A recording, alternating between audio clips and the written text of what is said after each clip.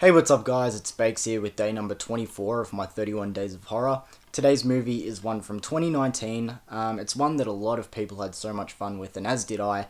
But it has been a little while since I last checked it out. Now that I'm thinking about it, it probably was back in like 2019, maybe 2020 since I last seen it. And it sat on my shelf for a while, so I thought, why not give it a rewatch? So today's movie, as I said, from 2019, Ready or Not.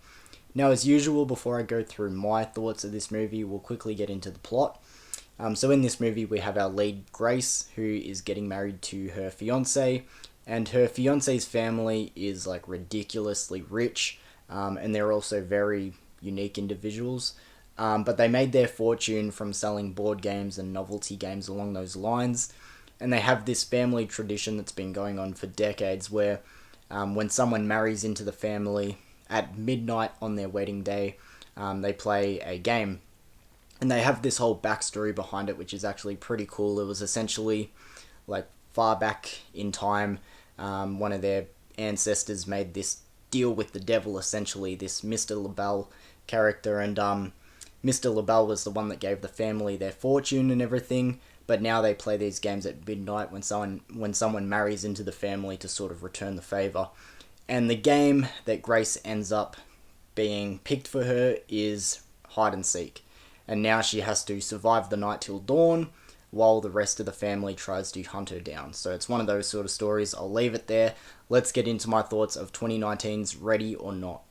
The first thing that I like about this movie is the setting. It's essentially a one location movie because from start to finish it takes place on this family's property. And I find the movie does a really good balance of feeling isolated and sort of claustrophobic because you really feel like Grace has nowhere to go. You know, the family has blocked off all the exits. You can tell that she's going to be stuck there for the whole night. But as well as it feeling isolated and, claustrophobic, it also doesn't feel like we're seeing the same backdrop over and over. As I said in the introduction, this family is like filthy rich, so there's plenty of rooms and spaces for Grace to explore and hide, and their yard is massive, so it doesn't feel like, we're seeing the same thing over and over. So I feel like it does find a good balance of feeling claustrophobic, yet also plenty of stuff to be looking at and seeing. And with that being said, this movie is also eye candy as well because, as I said, the family's filthy rich, so there's plenty of stuff going on in the background and on the walls to look at, and all of that is really cool. This is why rich people and rich families and everything genuinely creep me out, especially ones like what we see in this movie. Just, they're so rich that they have nothing better to do. There always seems to be something sinister going on with the family that's been carried out through generations. It's always like some weird cult shit, inbreeding, human hunting. It's always something along those lines, and it genuinely makes me feel weird in the stomach. But I love how it's done in this movie. I love how the family are all almost self-loathing.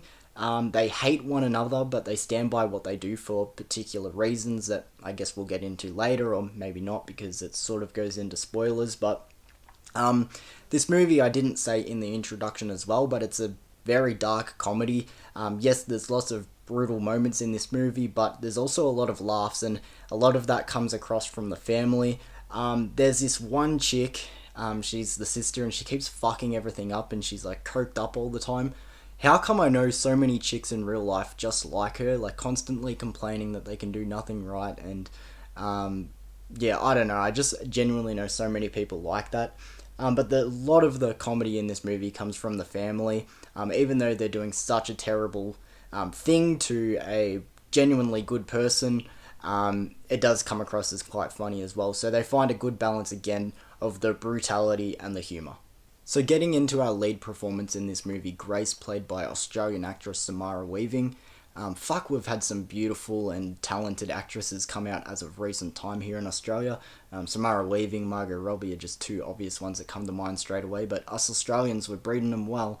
But it's so easy to root for Grace in this movie because she's a great lead purely because she's literally the only normal person in this movie. Everyone else is fucked up, and she is so genuine and down to earth, and she's put in such a terrible situation, obviously.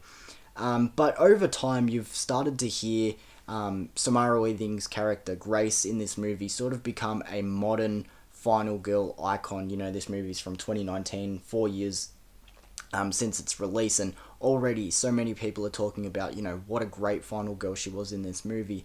And most people find, she gets that iconic moment when she dons this outfit that she's got here on the cover.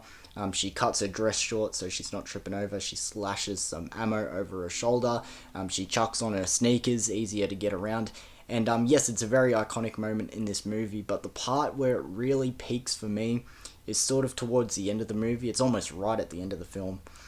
She's having the family close in around her. She's got this knife, and it's getting real close to dawn, and she just does this real primal wailing scream and holds out the knife. And to me, that was the part where I go, fuck, she really is a modern final girl icon, because she's just been through it all, a night of fear, pain. She looks terrible because she's fallen into like a pit of corpses and she's been shot through the hand and everything. And all that's left to do is let out this primal scream of get the fuck away from me. And I love that moment in the movie. And to me, that's where it cements her performance in, iconic status for final girls, especially of modern times. So I really feel like Samara Weaving does a great job as Grace in this movie, and definitely deserves her flowers and praise that she got for her performance here. Just a few more points I want to get to before I wrap up my final thoughts of this review. I love the story and the lore and the history between the great-grandfather and Mr. LaBelle. That's what I have here in my notes. As I said, it was a past ancestor, I couldn't quite remember, but I guess it was the great-grandfather who made this deal, as I said in the introduction, essentially with the devil. And I love how it keeps coming into play. The family are going, do we really need to be doing this? Like, does something bad actually happen to us if we don't, do this thing for Mr. LaBelle? Like, we've been doing it for decades and whatever, and, we're not entirely sure if we need to. I love that whole mystery aspect, and it comes into play later in the movie, but, it's constantly there, and characters, not all of them, but second guessing what they're doing. I thought that was a really nice touch, and as I said, just also adds to the history and lore of this family, which I think is really cool. And I love the whole idea of Mr. LaBelle as well. It's just a really cool thing that I wanted to bring up. As I said, this movie finds a really cool balance between dark comedy and brutality, because as I said, the situation is fucked up. As I said, human hunting and weird things going on with rich families just genuinely makes me feel weird in the stomach. But the situation also has its funny moments. You got families, this family, some of them not knowing how to use their weapons, other ones just being fuck-ups in general, people just self-loathing on themselves. It is funny at times as well, and it does a really good job of finding a balance. To give this movie a rating out of 10, I'm going to give it an 8 out of 10. This movie is just a lot of fun, really rewatchable. I'm surprised, as I said, it's probably at least been 3 years minimum since I last checked it out, but it's a lot of fun, and it's one that I know a lot of people really liked, and it definitely deserves, the praise that it got. So, from 2019, ready or not, I give it an 8 out of 10. If you've seen this movie, let me know your thoughts of it in the comments below. Thank you again for joining me for day number 24, guys, and I'll see you tomorrow for day number 25. Thanks.